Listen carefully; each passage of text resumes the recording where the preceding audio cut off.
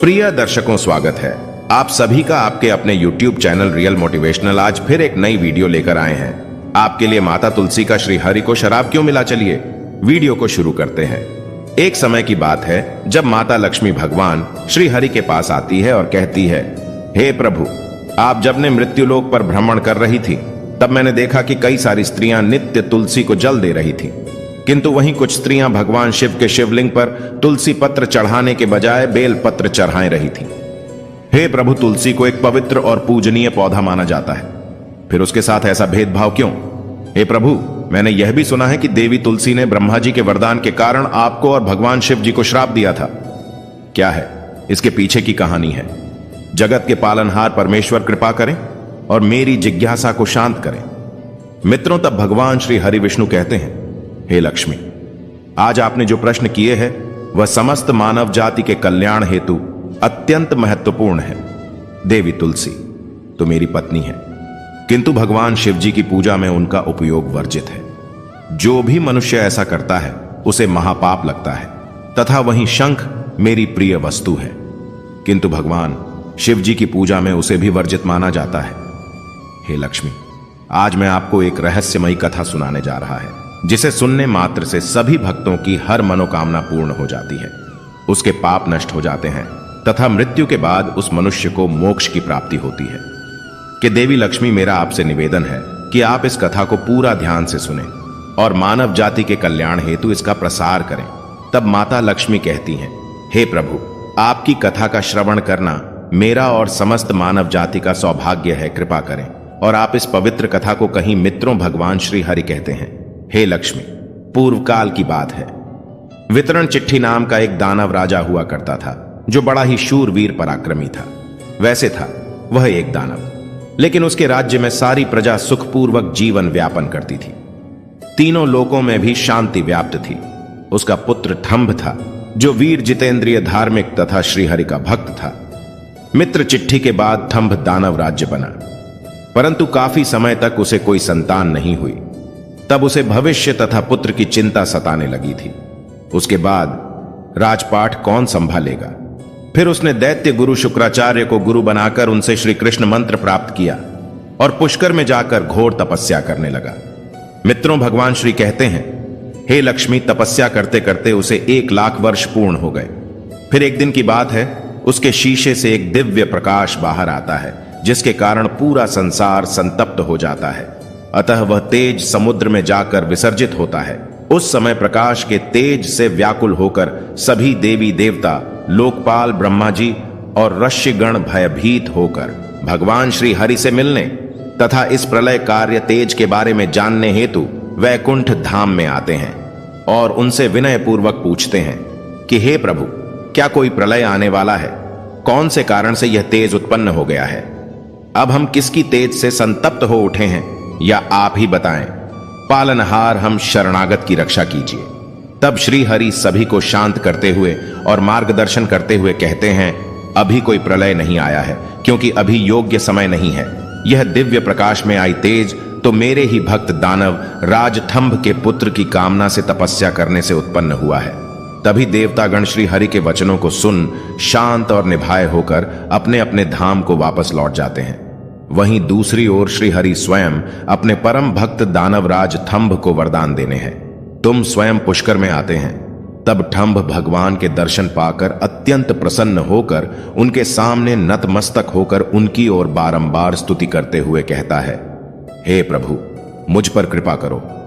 आप मुझे एक पुत्र प्राप्ति का वरदान दो, जो कि तीनों लोकों में अपना नाम अलौकिक करें। तब श्री हरि उसे वरदान देकर वहां से अंतर्ध्यान हो जाते हैं। मित्रों, भगवान श्री हरि कहते हैं, लक्ष्मी वरदान के चलते दानवराज ठंभ की पत्नी गर्भवती हो गई और उस समुद्र से निकले तेज के कारण एक पुत्र का जन्म हुआ। अपने घर में पुत्र होने के कारण ठंभ की खुशियों का कोई ठिकाना ना रहा। उसने बड़े बड़े यज्ञ मांगलिक कार्य करते हुए विधिपूर्वक जात कर्म संस्कार संपन्न किए और पुत्र का नामकरण किया। वह अत्यंत सुंदर बालक था, जिसका तेज समुद्र के दिव्य शंकर के समान था। इसीलिए दैत्य गुरु शुक्राचार्य ने उसका नाम शंखचूड़ रखा। उसी का दूसरा नाम जालंधर था। उस बालक ने बचपन में ही सभी प्रकार की विद्याओं को ग्रहण कर लिया और जब युवा अवस्था में आया तब दैत्य गुरु शुक्राचार्य और जाएगी वह अब भी मोरनी के उपदेश से पुष्कर में जाकर भगवान ब्रह्मा जी की घोर तपस्या करने लगा। फिर 100 वर्षों तक घोर तपस्या के कारण ब्रह्मा जी प्रसन्न होकर स्वयं शंखचूड़ के सामने प्रकट हुए। ब्रह्मा जी के प्रकट होने पर शंखचूड़ ने उनकी स्तुति करते हुए अत्यंत नम्रता से उन्हें अभिवादन किया और विनम्रता से उनसे वर मांगते हुए कहा, हे प्रभु, मुझे ऐसा वरदान दें कि जिस कारण से मैं तीनों लोकों में अजय बन जाओ। तब ब्रह्मा जी प्रसन्न होकर बोले, तथास्तु, ऐसा ही होगा।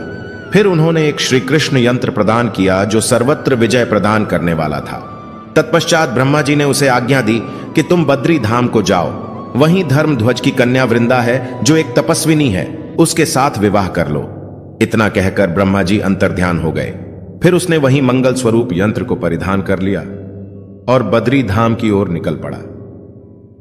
मित्रों, भगवान श्री हरि कहते हैं, हे लक्ष्मी देवी वृंदा मेरी परम भक्त भी थी और वह मन ही मन श्री कृष्ण रूप से प्रेम करती थी। धर्मध्वज की सुंदर पुत्री वृंदा अपने महल के वन में तपस्या में लीन थी। उसी समय शंखचूड़ प्रकट हुआ और वृंदा की प्रशंसा कर उसे अपने प्रेम जाल में लुभाने की कोशिश करने लगा। तभी वृंदा ने क्रोधित उससे कहा कि भद्र पुरुष, तुम यहां से चले जाओ, यही तुम्हारे लिए उचित है, वरना मैं श्राप देकर तुम्हें भस्म कर दूं कि तुलसी के मुख से ऐसे बातें सुन शंखचूड़ कहता है। हे सुंदरी, क्या तुम मुझे नहीं जानती हो अथवा तुमने कभी मेरा नाम नहीं सुना? अरे, मैं देवताओं में भय उत्पन्न करने वाला शंखचूड़ दानव हूं। पूर्व जन्म में मैं श्री कृष्ण का पार्षद सखा था और मेरा नाम सुदामा गोप था। इस समय में देवी राधा के शाप के चलते दानव की योनि में जन्म ले चुका हो। मुझे ये सारी बातें का श्री कृष्ण के प्रभाव से पूर्व जन्म का स्मरण हुआ है और परमपिता ब्रह्मा की आज्ञा से मैं यहां तुमसे विवाह करने आया हूं। संघ ने भगवान ब्रह्मा जी के द्वारा यहां भेजे जाने की बात की।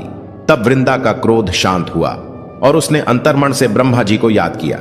उसी समय ब्रह्मा जी भी वहां प्रकट हो जाते हैं। मित्रों, भगवान श्री हरि कहते हैं, लक्ष्मी वृंदा और जालंधर के एक दूसरे के प्रति व्यवहार को देख उन्हें समझाते हुए ब्रह्मा जी कहते, हे वत्स शंखचूड़, तुम इसके साथ क्या व्यर्थ में वाद विवाद कर रहे हो? तुम दोनों गंधर्व विवाह की विधि से एक दूसरे को ग्रहण करो, क्योंकि निश्चय ही तुम पुरुष रत्न हो और वृंदा सती साध्वी नदियों में रत्न स्वरूपा है। ऐसी दशा में निपुण का अति निपुण के साथ समागम गुणकारी ही होगा। फिर ब्रह्मा जी ने तुलसी से कहा, हे सती साध्वी वृंदा, तुम ऐसे गुणवान पुरुष की क्या परीक्षा ले रही है? यह तो देवताओं और असुरों तथा दुष्टों का मान मर्दन करने वाला है। इंद्री, तुम इसके साथ संपूर्ण लोकों में सर्वथा उपयुक्त स्थानों पर चिरकाल तक प्रोटेस्ट करोगी। इतना ही नहीं, मृत्यु के बाद यह पुनः श्री कृष्ण के धाम गोलोक को ही प्राप्त होगा और इसकी मृत्यु हो जाने पर तुम भी वैकुंठ में स्वयं की इच्छा अनुसार चतुर्भुज भगवान श्री हरि के धाम को प्राप्त करें होगी। इतना कहकर ब्रह्मा जी अपने धाम को चले गए। मित्रों, भगवान श्री हरि कहते हैं, हे लक्ष्मी, ब्रह्मा जी के कहे अनुसार शंखचूड़ और तुलसी गंधर्व विवाह कर लेते हैं और वे दोनों ही एक दूसरे के साथ अपने महल में प्रेम पूर्वक विहार करने लगते। फिर कुछ समय के पश्चात दैत्य गुरु शुक्राचार्य ने शंखचूड़ को दैत्यों का रहा राजा बना दिया। ब्रह्मा जी के वरदान के कारण और दानवों के उकसाए जाने पर शंखचूड़ को अहंकार हुआ और उसने देवताओं पर आक्रमण कर दिया, जिसके चलते उसके सामने सभी देवतागण परास्त होकर भाग खड़े हुए। ऐसी दो दैवी विपत्ति को देख देवी भद्रकाली अपनी दिव्य शक्तियों के साथ युद्ध करने रणभूमि में उतरी। उसके बाद दोनों में भयंकर भीषण युद्ध शुरू हो गया। कुछ ही समय पश्चात युद्ध भूमि में आकाशवाणी हुई कि हे देवी, आप शंखचूड़ को युद्ध में पराजित नहीं कर सकती है। यह तुम्हारे लिए अवैध है, क्योंकि जब तक शंखचूड़ के शरीर पर यह श्री कृष्ण कवच है और इसकी पत्नी वृंदा का सतीत्व अखंडित है, अब तक इसे रणभूमि में कोई भी नहीं हरा सकता। मित्रों, भगवान श्री कहते हैं, ही लक्ष्मी यह सुनते ही भद्रकाली भगवान शिव जी के पास पहुंची और उन्होंने आकाशवाणी की सभी बातें बताई। तब भगवान शिव श्री विष्णु जी के पास पहुंचे और शंखचूड़ का वध करने के लिए तथा धर्म के संरक्षण हेतु प्रेरित किया। फिर शिव की आज्ञा से श्री हरिशंकर छोड़कर राज्य को चल पड़े। उन्होंने एक वृद्ध ब्राह्मण का वेश धारण किया और शंखचूड़ के निकट जाकर बोले, हे दानवे इंद्र, इस समय मैं आपका याचक हूं। मैं अत्यंत दरिद्री हो। अगर तुम अपने अतिथि धर्म का पालन करने का वचन दे दो तो मैं तुमसे वर्ग के रूप में एक वस्तु दान में मानता हूं। एक ब्राह्मण की याचना को सुन शंखचूड़ ने उन्हें वचन दे दिया। तभी श्री हरि रूपी ब्राह्मण ने वह श्री कृष्ण यंत्र मांग लिया। मित्रों, भगवान श्री हरि कहते हैं, लक्ष्मी वचनबद्ध होने के कारण उसने उन्हें वाद्य यंत्र दान में दे दिया। वहीं जब महल से बाहर निकलते ही श्री हरि ने शंखचूड़ का वेश धारण करते हुए वृंदा के महल में प्रवेश किया। वृंदा के द्वार के निकट जय जयकार से वृंदा को शंख के आगमन की सूचना मिली। तब वह उनसे मिलने के लिए दौड़ते हुए आकर उनके गले लग गई। फिर श्री हरि रूपी शंखचूड़ और वृंदा ने प्रेम संबंध स्थापित करते हुए मिलन किया। वहीं दूसरी ओर भगवान शिव जी ने क्रोधित होकर शंखचूड़ का युद्ध परास्त करते हुए बात कर दिया। किंतु कुछ समय रमण करने के पश्चात देवी तुलसी के मन में संत उत्पन्न होने पर वह शंखचूड़ रूपी श्री हरि से पूछने लगी, तुम कौन हो दोस्त? मुझे शीघ्र बताऊं कि माया द्वारा मेरा उपभोग करने वाला तू कौन है?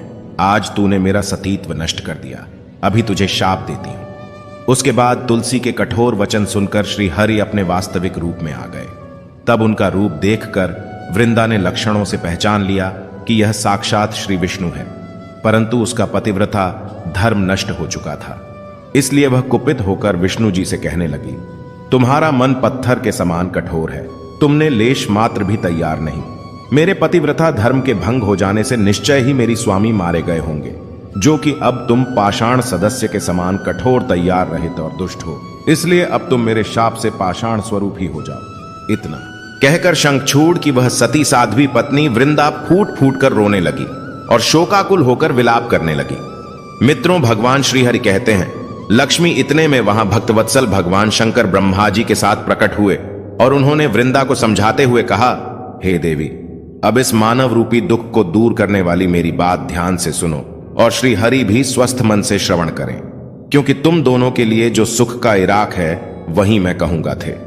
वृंदा, तुमने जिस मनोरथ को लेकर तप किया था उस तपस्या का फल भला विफल कैसे हो सकता है? इसलिए तो उसके अनुरूप ही फल प्राप्त हुआ है। अब तो मनुष्य शरीर को त्याग कर दिव्य देह धारण कर लो और लक्ष्मी के समान वैकुंठ में नित्य से विहार का।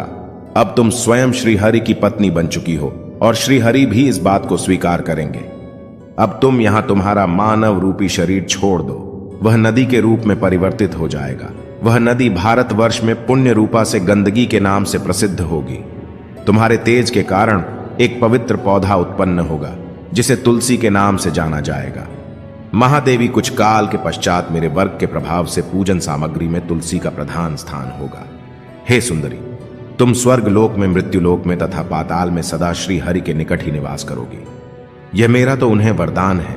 तुम वैकुंठ में दिव्य रूप धारिणी वृक्ष अधिदेवता श्रीदेवी बनकर श्री हरि के साथ विहार करोगी। भारतवर्ष में नदियों की अधिष्ठात्री देवी होगी। वह परम पुण्य प्रदान करने वाली होगी और तुम्हारे शाप के कारण श्री हरि पाषाण रूपी उसी नदी के तट पर रहेंगे जिसे शालिग्राम शिला के नाम से जाना जाएगा। बहुत प्रकार के पुण्यों की वृद्धि करने वाला जो शालिग्राम शिला के ऊपर से तुलसी पत्र को रखता है, उनके समस्त पाप दूर होंगे। मित्रों, भगवान श्री हरि कहते हैं, हे लक्ष्मी, अब मैं आपके प्रश्नों के उत्तर देता हूं। तुलसी विष्णु प्रिया है, इसलिए उनका शिव जी की पूजा में उपयोग करना वर्जित है। और वहीं भगवान शंकर ने शंखचूड़ दानव का वध करने के पश्चात उसकी हड्डियां स्वर्ग से समुद्र में जा गिरी। वहीं श्री कृष्ण के तेज से उन हड्डियों से शंख की निर्मित हुए हैं। लक्ष्मी, इसलिए भगवान शिव जी की पूजा में इनका उपयोग करना वर्जित है। और तुलसी तथा शंख मेरे प्रिय है। जो भी भक्त नित्य तुलसी को जल देता है उसके समस्त पाप नष्ट हो जाते हैं। कोई भी मनुष्य तुलसी में शालिग्राम शिला रखकर उसकी नित्य पूजा एवं जल अर्पित की करता है।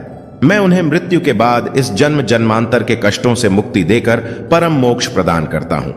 हे देवी लक्ष्मी, अब मैंने आपके सारे प्रश्नों के उत्तर दिए हैं। तो मित्रों, धर्म ग्रंथ कथाओं के चैनल रियल मोटिवेशनल पर यह कथा और वीडियो अच्छा लगा तो लाइक करें और चैनल को सब्सक्राइब करें। साथ ही कमेंट में हर हर महादेव और जय श्री हरि विष्णु जरूर लिखें। आप सभी का धन्यवाद।